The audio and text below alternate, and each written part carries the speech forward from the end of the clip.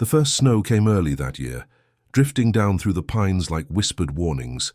By mid-October, the high country was already blanketed in white, and the air carried that peculiar sharpness that promised a long, brutal winter ahead.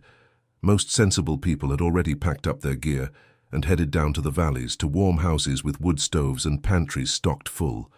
But not everyone left. Some stayed behind, drawn by something deeper than comfort, something ancient that called to them from the silence between the trees. Elena had arrived in late September, when the aspens were still burning gold against the evergreens. She'd driven her old truck up the logging road as far as it would go, then hiked the last 3 miles to a flat clearing she'd scouted the previous spring. The spot was perfect, tucked into a natural windbreak of granite boulders and thick pines, with a creek running cold and clear just 50 yards away. She'd pitched her canvas wall tent, the kind trappers used a century ago, heavy and durable, with a stovepipe hole cut neat in the roof. Then she'd done something that made the other campers stop and stare. She'd started building a wall. Not a wall exactly, but a barrier of logs, stacked horizontally around the perimeter of her tent, rising nearly 4 feet high. She'd spent 3 full days dragging deadfall from the surrounding forest, selecting pieces carefully, fitting them together like puzzle pieces. The logs formed a tight enclosure, leaving only a narrow entrance gap facing away from the prevailing winds. Some pieces she'd notched with a hatchet to make them lock together better. Others she'd wedged with stones. It was meticulous work, the kind that showed both patience and purpose. The other campers thought she was crazy. There were 5 of them scattered around the meadow, all men, all experienced outdoorsmen who came to these mountains every year to hunt elk. They had modern gear, lightweight synthetic tents with aluminum poles, propane heaters, and portable generators. They'd set up in the open spaces where their trucks could get close, where hauling out an elk wouldn't require too much work. They were practical men, and they prided themselves on their efficiency. Marcus was the loudest of them. A thick-shouldered man with a grey beard and eyes that crinkled at the corners, he'd been hunting these mountains for 20 years. He watched Elena work on her log wall with a mixture of amusement and condescension. On the 3rd day, he'd walked over with a beer in hand, his boots crunching through the early snow. "That's a lot of effort for nothing," he'd called out, stopping a respectful distance away. "Tent's waterproof already, isn't it?" Elena had straightened up from where she was wedging a particularly stubborn log into place. She was lean and strong, with dark hair pulled back in a practical braid, and a face weathered by sun and wind. Her hands were calloused, her movements efficient. She'd looked at Marcus with eyes that were neither friendly nor unfriendly, just measuring. "It's not about waterproofing," she'd said simply, then gone back to her work. Marcus had laughed, a big booming sound that carried across the clearing. "Then what's it about? Keeping the bears out? Because I hate to tell you, but a bear that wants in is getting in regardless of your little Lincoln logs there. It's about wind and snow load and thermal mass." Eleanor hadn't stopped working as she spoke. "But you'll see." Marcus had shaken his head and walked back to his camp, where the other men were sitting around a propane fire pit. Elena had heard their laughter drift across the meadow, had heard her name mentioned, heard the word rookie and overkill and city girl playing mountain woman. She hadn't cared. She'd learned long ago that respect came not from words, but from results, and winter would provide all the proof she needed. The temperature dropped as October bled into November. The elk season was good that year. Marcus and his friends took their animals in the first 2 weeks, big bulls that they caped out and quartered and packed down to their trucks with the satisfaction of men who knew their craft. They'd invited Elena to join them on a few occasions, but she'd declined politely. She hunted alone, in the hours before dawn and after dusk, and by the 3rd week she'd taken a young cow elk, clean and efficient, and spent 2 days processing the meat and hanging it in game bags from a high branch where the cold would preserve it better than any freezer. But it was her shelter that continued to fascinate and amuse the other campers. As November deepened and the snow began to accumulate, Eleanor added to her log wall. She'd found a source of clay near the creek and had started chinking the gaps between logs, mixing the clay with dried grass and pine needles to create a primitive mortar. She'd stretched a tarp over the top of the log enclosure, creating a sheltered porch area between the logs and the tent itself. Inside this buffer zone, she'd stacked firewood, neat and dry, and hung her lantern where its light would glow warm against the canvas. "She's building a damn fortress," one of the other hunters, a quiet man named Ray, had observed one evening. They were all sitting in Marcus's camp, drinking whiskey and watching the smoke rise from Elena's stovepipe. "Waste of energy," Marcus had replied, but there was less certainty in his voice now. "We'll all be heading out in another week anyway. Season ends, snow gets too deep, no point staying up here." But Elena showed no signs of leaving. While the hunters packed up their camps in preparation for departure, she was setting trap lines. She'd hung game bags from trees in the traditional way, using paracord and high branches to keep her meat safe from scavengers. She dug a root cellar into the hillside behind her tent, a small cave lined with rocks where she stored wild onions and roots she'd foraged. She'd even constructed a small smokehouse from green pine boughs, where strips of elk meat hung curing in the fragrant smoke. The hunters left in stages. First went 2 men from Idaho who had day jobs waiting, then Ray, who admitted he was getting too old for the cold. Finally, just Marcus remained, and for 3 days he and Elena were the only humans in that vast wilderness. On the last evening before he planned to leave, Marcus had walked over to Elena's camp as the sun was setting, painting the snow in shades of orange and purple. "You're really staying for the winter?" he'd asked. It wasn't mocking this time, just genuine curiosity. Elena had been splitting kindling, her hatchet rising and falling with practiced rhythm. "That's the plan." "You know it gets down to 30 below up here? Sometimes worse?" "I know." Marcus had looked at her log enclosure, now nearly complete with its clay chinking and tarp roof. He'd noticed details he hadn't seen before, the way she'd angled the entrance away from the north wind, how she'd built up the south side higher to catch and reflect sun warmth, the drainage channels she'd dug to root snowmelt away from the foundation. It was sophisticated, this structure. Primitive, perhaps, but sophisticated in its understanding of the elements. "You've done this before," he'd said. It wasn't a question. "Not quite like this, but I've wintered in the bush, Alaska mostly, the Yukon once." Marcus had nodded slowly. "That explains it. Look, I've got extra supplies in my truck. Propane, some canned goods. You want them?" "I appreciate it, but no thank you. I've got what I need." They'd stood there in comfortable silence for a moment, 2 people who understood something essential about solitude and self-reliance. Then Marcus had extended his hand, and Elena had shaken it firmly. "Good luck," he'd said. "Safe travels." The next morning she'd watched his truck disappear down the logging road, and then she was alone, truly alone. The silence that settled over the mountains was profound, broken only by the whisper of wind through pine needles and the occasional crack of a tree branch surrendering to frost. It was the kind of silence that could drive some people mad, but to Elena it felt like coming home. The first real storm hit in mid-November, rolling in from the northwest with a vengeance that took even Eleanor by surprise. She'd been splitting wood when she'd noticed the peculiar yellowish cast to the clouds, the way the birds had gone silent and the squirrels had disappeared. Old-timers called it snowlight, and it meant business.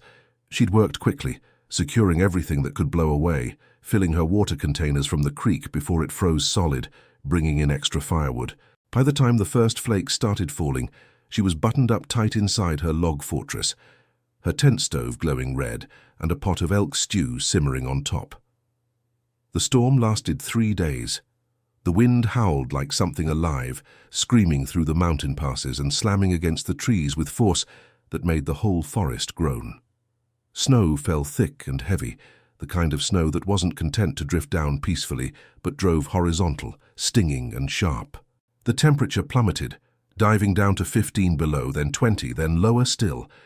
Inside her log enclosure, Elena was warm and dry. The logs acted as a windbreak, diffusing the gale's force before it ever reached her tent walls.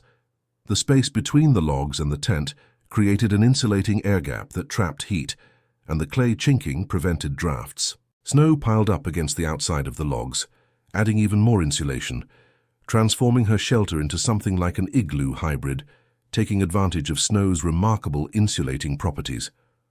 The tarp roof shed the snow's weight, sloped carefully to prevent accumulation. Her tent stayed dry, her firewood stayed dry, and she stayed comfortable. When the storm finally broke, Eleanor had dug her way out to find the world transformed. Snow lay 4 feet deep in the meadow, drifted even deeper in places. The trees were bent under white loads, branches touching the ground. The silence was absolute, that perfect quiet that comes after a storm when everything is muffled and still. She'd strapped on her snowshoes and checked her trap lines, finding 2 rabbits and a marten. That night she'd cooked the rabbits and stretched the marten hide on a frame to dry, the fur thick and luxurious. It was 2 weeks before she saw another human being. A snowmobiler had come up from the valley, checking on some mining claims his family held in the high country. He'd stopped when he'd seen the smoke from her stovepipe, concerned that someone might be in trouble. When he'd found Elena instead, healthy and calm and going about her winter routines, he'd been astonished. "I heard there was a woman who'd stayed up for the winter, but I didn't believe it," he'd said, accepting a cup of coffee. His name was Tom, and he was a weathered man in his 60s who'd grown up in these mountains. "You know, Marcus and his crew barely made it out. They got caught in that first big storm on the logging road, had to dig out 3 times. Marcus said his tent collapsed under the snow load, said if they'd stayed another day they might not have made it at all." Elena had absorbed this information quietly. She hadn't wished ill on Marcus or anyone else, but she couldn't deny a small sense of vindication. Tom had looked around at her setup, at the log enclosure and the neat camp and the game bags hanging safely frozen in the trees. "This is smart work," he'd said finally. "Real smart. You learned this up in Alaska?" "Some of it. Some I figured out myself. Some I learned from books about how the old-timers did it." "Well, the old-timers knew what they were doing. This right here," he'd gestured at the log walls, "this is basically how they built winter camps 100 years ago. Deadfall walls, they called them. Built them around tents and lean-tos to create a microclimate. Lost knowledge, mostly. Everyone wants high-tech gear now." "High-tech gear is great until it fails," Elena had replied. "Aluminum poles snap in the cold. Synthetic fabrics tear. Zippers freeze. Give me canvas and logs and fire any day." Tom had left her with an offer to check in every few weeks and a radio in case of emergency. Elena had accepted both because she was self-reliant but not stupid. There was a difference between independence and recklessness, and she'd learned that distinction the hard way years ago. December brought a cold that was almost incomprehensible. The thermometer outside Elena's tent registered -35 one morning, and she believed it because the water in her metal cup had frozen solid 6 inches from the stove. At those temperatures, the world became alien. Trees exploded with sounds like rifle shots as the sap froze and expanded. Her breath crystallized instantly, falling to the ground in a tinkling shower of ice crystals. Stepping outside felt like being slapped, the cold stealing breath from lungs and making exposed skin burn within seconds. But inside her log fortress, life was bearable. The wood stove burned constantly, fueled by the seemingly endless supply of deadfall pine. The log walls trapped the heat, and the airspace between the logs and tent meant that even when the fire burned low at night, the temperature inside never dropped below freezing. Eleanor had learned to live by the rhythms of fire tending, waking every few hours to add wood, stoking the embers, ensuring the continuation of that life-giving heat. She'd established routines that structured her days. Morning began with stoking the fire and melting snow for water, a process that took longer than one might expect because snow contains so much air. While the water heated, she'd dress in layers, each piece of clothing critical. Wool long underwear, heavy wool pants, a thick wool shirt, a down vest, a canvas jacket, wool socks under felt bootliners under mukluks. Dressing was a ritual, each layer a barrier against the cold. Then she'd go outside into the blue darkness before dawn, strapping on snowshoes and checking her trap line. The line ran in a 3-mile loop through the forest, marked with blazes she'd cut in the trees. She'd set 40 traps in strategic locations where game trails crossed natural bottlenecks, under fallen logs, near creek beds. Every 2 days she'd run the line, collecting her catch: snowshoe hares, pine martens, the occasional fox. The furs were valuable, but more importantly, the meat supplemented her stores of elk. After the trapline came breakfast, usually hot oatmeal with dried berries she'd foraged in the fall, and strong coffee made cowboy style in a battered pot. Then the work of the day, processing furs, cutting and splitting firewood, mending gear, carving spoons and bowls from pine wood, sewing and repairing clothing. She'd brought books, a dozen of them, classics and field guides and poetry. She'd read for hours by lantern light, her feet propped up near the stove, a cup of pine needle tea steaming on the floor beside her. The isolation could have been crushing, but Elena had made peace with solitude years ago. She'd grown up in suburban chaos, had tried the conventional path of college and career and relationships. It had felt like wearing clothes that didn't fit. The city had been too loud, too fast, too full of expectations and judgments. She'd felt like she was suffocating. The mountains had saved her. Out here she wasn't strange or antisocial or difficult. She was simply Elena, a woman who knew how to keep herself alive, who could read weather in the clouds and direction in the stars, who could skin a marten and smoke meat and find beauty in the crystalline perfection of frost patterns on her tent wall. Christmas came and went unmarked except for a special meal, fried rabbit with wild onions, the last of her fresh potatoes roasted in the coals, and a square of dark chocolate she'd been saving. She'd allowed herself a small glass of whiskey and had sat outside for an hour despite the cold, wrapped in blankets, watching the stars wheel overhead in their ancient patterns. The northern lights had appeared that night, green curtains rippling across the sky, and she'd felt a profound sense of gratitude for the simple fact of being alive in that moment, in that place. January brought the deep cold, the kind that didn't relent. For 2 weeks straight, the temperature never rose above zero, spending most of its time in the negative 20s and 30s. Elena's routines became more critical, more precise. She couldn't afford mistakes at these temperatures.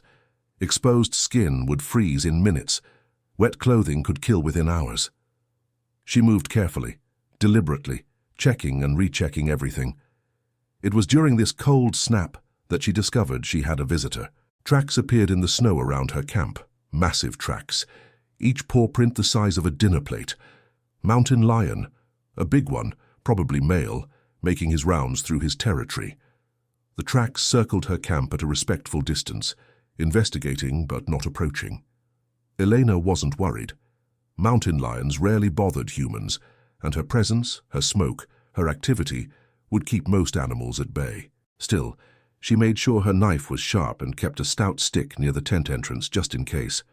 The lion visited 3 times that she knew of, always at night, always leaving those huge tracks in the fresh snow. She never saw him, but she felt his presence, that primordial awareness of being watched. It didn't frighten her. If anything, she felt honored. They were sharing this wilderness, 2 predators going about their business, each giving the other space. It felt right. February brought a different kind of challenge, freezing rain. It started one evening as ordinary snow, then shifted as warmer air pushed in aloft while the ground-level temperatures remained below freezing. The result was rain that froze on contact, coating everything in ice. Trees became glass sculptures, beautiful and deadly. Branches bent and broke under the weight. The world turned into a skating rink. Elena's log enclosure proved its worth once again. The ice accumulated on the logs and the tarp, but the structure held. The angled tarp shed the worst of it. Inside, she stayed dry and warm, while outside the forest groaned and cracked under the ice load. She'd heard trees falling all night, great crashing sounds that echoed through the mountains. In the morning, the world glittered like a diamond mine, every surface coated in ice that reflected the sun in a million tiny rainbows. She'd strapped on her crampons and ventured out carefully, checking for damage. Several large trees had fallen near her camp, and her trapline was impassable in places, blocked by ice-laden branches bent to the ground. It took her 3 days to clear a path and reset her traps. Dangerous work because the ice made everything treacherous. But she'd managed, because that's what survival demanded. Persistence, patience, and the stubborn refusal to give up. Tom visited again in late February, bringing mail and supplies Elena had requested. More coffee, needles and thread, lamp oil. He'd been shocked by the ice damage. "Worst ice storm I've seen in 30 years, he'd said, looking at the fallen trees. Power's out in the valley, probably be out for weeks. Cell towers down too. Roads are closed. Elena had thought about that for a moment, about all those people in the valley suddenly thrust into a situation they weren't prepared for. No power meant no heat for most, no water if they had electric pumps, no communication. They'd be scrambling for generators and firewood and ways to stay warm. Meanwhile, here she was, 40 miles from the nearest town, comfortable and self-sufficient. There was an irony in that. "You're doing good up here," Tom had said, accepting another cup of coffee. "Real good. I've been telling folks in town about you, about your setup. Some people think you're crazy, but the old-timers, they understand. They remember when everyone lived like this, when self-reliance wasn't a hobby but a necessity. I'm not trying to make a point," Elena had said. "I'm just living the way that makes sense to me." Maybe that's the point right there. As March approached and the days began to lengthen, Elena could feel winter's grip starting to ease. The cold remained, but it had lost its vicious edge. The sun rose earlier and set later. Snow began to settle and compress rather than accumulate. She'd started seeing signs of movement. A moose browsing on willow branches, a herd of elk passing through the valley below, ravens returning in noisy flocks. She'd made it. A full winter in the high country, alone, with nothing but her skills and her log fortress and her stubborn determination. Her food stores were low but adequate. She'd consumed most of her elk meat but had plenty of rabbits and preserved fish from the creek. Her firewood pile, which had seemed impossibly large in November, was down to a manageable size. She'd burned through cords of wood keeping that stove fed, but she'd never been cold, never been hungry, never been in real danger. Marcus and his crew returned in mid-March, as soon as the road was passable. They'd come up in trucks equipped with chains and plows, ready for another season of hunting and camping. Elena heard them before she saw them, the sound of engines echoing through the mountains. She'd been outside enjoying the warmer weather when Marcus's truck had rounded the bend into the meadow. He'd stopped his truck and just sat there for a long moment, staring at her camp. The log enclosure still stood solid and strong, though now it was surrounded by 6 feet of compressed snow. Smoke rose from the stovepipe. Her tent was intact, not a tear or patch visible. Around her camp, everything was organized and tidy. Firewood stacked neat, tools hung in their places, game bags empty, but ready for use. Marcus had climbed out of his truck slowly, followed by Ray and 2 other men Eleanor didn't recognize. They'd approached her camp like pilgrims approaching a shrine, their expressions a mixture of respect and disbelief. "You made it," Marcus had said simply. "I made it." That storm in November, we heard it was one of the worst in decades. It was significant. Marcus had walked around the log enclosure, examining it closely, touching the clay chinking, testing the stability of the logs. "We barely survived that storm, and we were in our trucks trying to get out. You were up here in a tent." "Not just a tent," Elena had corrected gently. "A tent with proper preparation."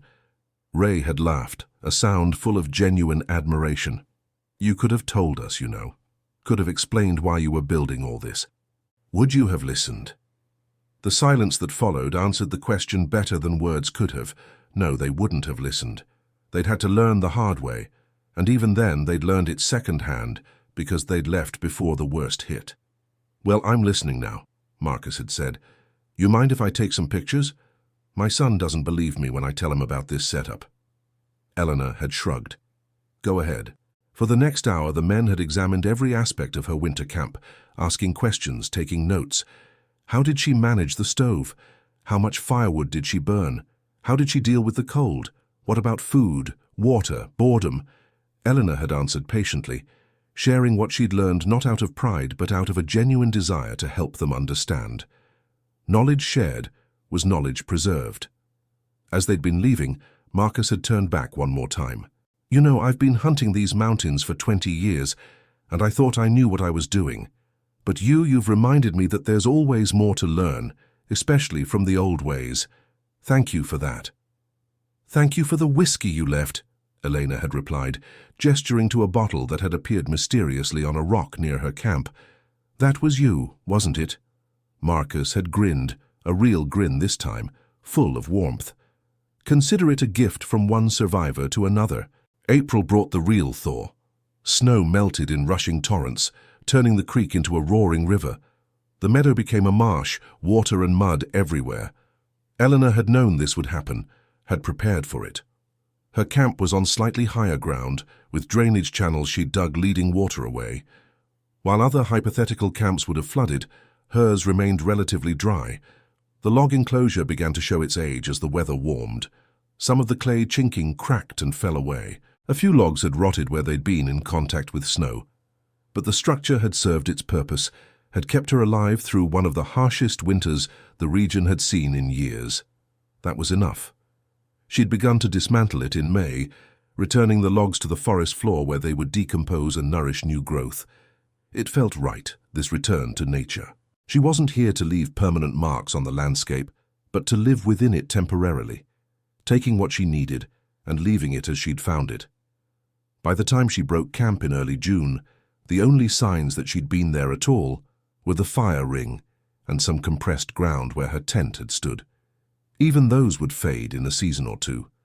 Eleanor had loaded her truck carefully, her gear worn but functional, her spirit renewed. She'd spent 9 months in the wilderness, including a full winter, and had emerged stronger for it. She'd proven something to herself, though she'd never needed to prove anything to anyone else. She'd learned that she could trust her skills, her knowledge, her instincts. She'd learned that the old ways worked not because they were romantic or traditional, but because they were based on centuries of accumulated wisdom, of trial and error, of humans learning to live in harmony with the natural world. As she'd driven down the logging road, she'd passed a new group of campers setting up for the summer season. They'd waved at her, and she'd waved back. She'd wondered if any of them would stay for the winter, if any of them would face what she'd faced.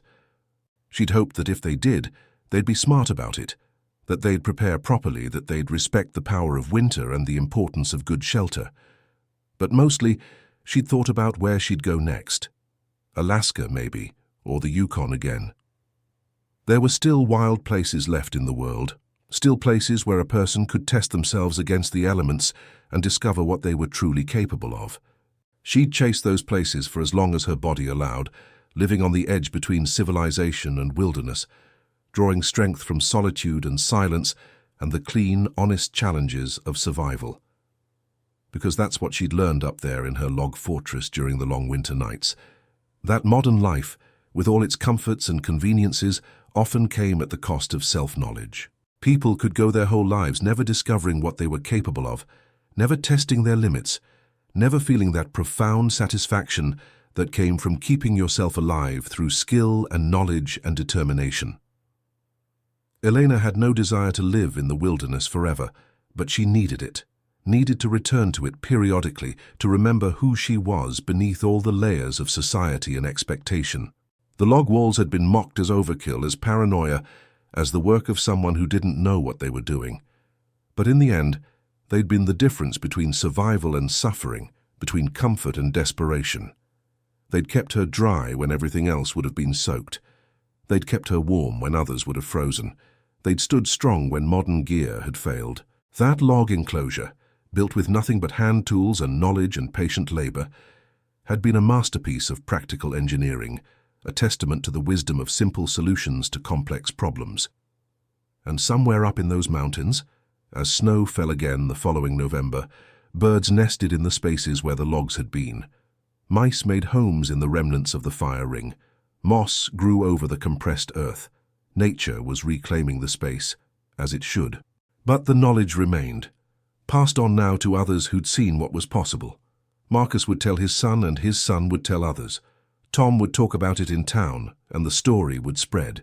Not a story about a woman trying to prove something, but about someone who'd understood an essential truth, that survival isn't about having the newest gear or the most expensive equipment. It's about understanding the environment, preparing thoughtfully, and having the humility to learn from those who came before. If you've felt that pull toward the wild places, if you've wondered what you're truly capable of when stripped down to essentials, if you've ever looked at the soft comforts of modern life and felt that something essential was missing, then you understand what drove Elena to that mountain meadow. You understand why she built those log walls despite the mockery. You understand that survival, real survival, isn't about conquering nature, but about learning to live within it, to work with its rhythms rather than against them. This channel is dedicated to those stories, to the knowledge and skills and hard-won wisdom of people who choose to test themselves against the elements. If that resonates with you, if you want to see more stories of resilience and wilderness survival, of people who refuse to be helpless in the face of nature's power, then subscribe. Join this community of people who understand that the old ways still matter, that self-reliance isn't just a hobby, but a fundamental human capacity worth preserving. Hit that subscribe button, because winter is always coming, and those who are prepared will always thrive while others merely survive. The wilderness has lessons to teach, and every story shared is knowledge passed on. Be part of that tradition. Subscribe now, and let's explore what it truly means to be self-sufficient in the wild.